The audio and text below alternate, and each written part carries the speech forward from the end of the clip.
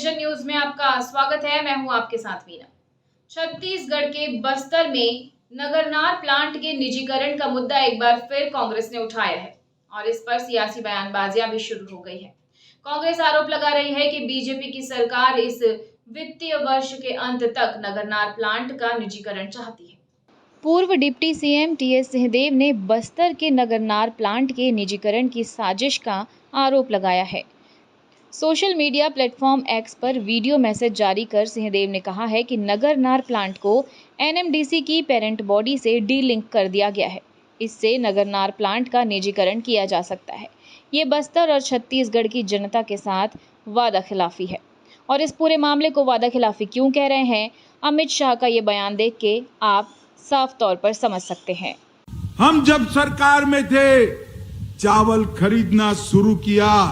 हम जब सरकार में थे, बस्तर के क्षेत्र को खुशहाल बनाने का काम भारतीय जनता पार्टी की रमन सिंह सरकार ने किया।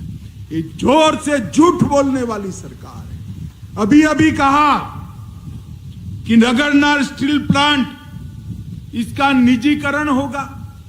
मैं आज कहकर जाता हूं, कोई निजीकरण नहीं होना है। इस पर अधिकार मेरे आदिवासी भाइयों बहनों का अधिकार है और किसी का अधिकार नहीं। पूर्व डिप्टी सीएम सिंहदेव ने जारी वीडियो में कहा है कि नगरनार स्टील प्लांट को एनएमडीसी ने बनाया है।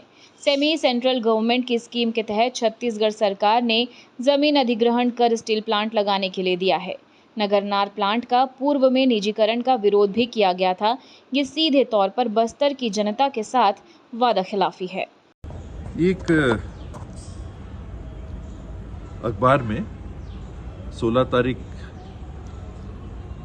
के अखबार में प्रकाशित हुआ है कि गवर्नमेंट ने नगरनार प्लांट जो एनएमडीसी का था उसे एनएमडीसी के पेरेंट बॉडी से डी-लिंक कर दिया और उससे ये कयास लगाए जा रहे हैं कि अब वो मार्केट में आ जाएगा कि जब एनएमडीसी से डी-लिंक आपने कर दिया तो केवल ये जो नगरनार का प्लांट है इसकी बिक्री हो सकेगी, ऐसा माना जा रहा है। कांग्रेस पार्टी ने वहां के साथियों की आवाज को बल देते हुए वहां बस्तर क्षेत्र में सभी का ये कहना था कि ये बिल्कुल प्राइवेट सेक्टर में नहीं जाना चाहिए, हमारी जमीनें ली गई हैं इत्यादि, और नौकरी के लिए हमको आश्वासन दिया गया है। अगर ये प्राइवेट सेक्टर में जाता है तो नौकरियां पर्याप्त मात्रा में मिलेंगी और हमने जमीन ही नहीं दी थी इस बात को ध्यान में रख के कि प्राइवेट को हमारी जमीन चली जाएगी।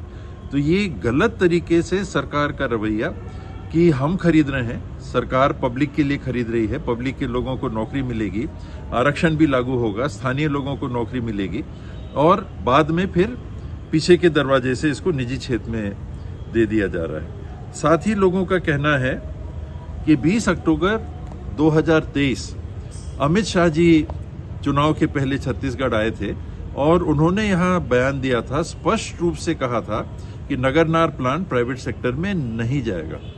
तो आज ये क्या है कि किन कारणों से वही सरकार, वही अमित शाह जी जिन्होंने भारत सरकार की ओर से हम लोग मानते हैं कि ये बयान छत्तीसगढ़ की धरती पे दिया था कि नगरनार का प्लांट निजी क्षेत्रों में नहीं जाएगा, आज उनके आने के ठीक पहले 16 तारीख को अखबार में प्रकाशित होता है कि नहीं, ये डी-लिंक कर दिया गया है और अब 2 महीने के अंदर इसके लिए बोली बुलाई जाएगी और ये निजी हाथों में दिया जाएगा। अब आपको बता दें कि ये मुद्दा क्यों उठा है और क्यों इस पर इतनी चर्चाएं चल रही हैं। केंद्र सरकार ने नगरनार स्टील प्लांट को पेरेंट कंपनी एनएमडीसी से डीमर्जर कर दिया है। इसकी प्रक्रिया 2020 में शुरू हुई थी, जिसका विरोध भी किया गया था। नगरनार स्टील प्लांट स्वतंत्र इकाई के रूप में काम कर रहा है। इससे कयास लगाए जा रहे हैं कि नगरनार स्टील प्लांट का निजीकरण हो सकता है। और खबरों में फिलहाल इतना ही। अपडेटेड रहने के लिए हमारे चैनल को सब्सक्राइब कर लीजिए और नोटिफिकेशन के लिए बेल आइकन जरूर दबाइए। नमस्कार।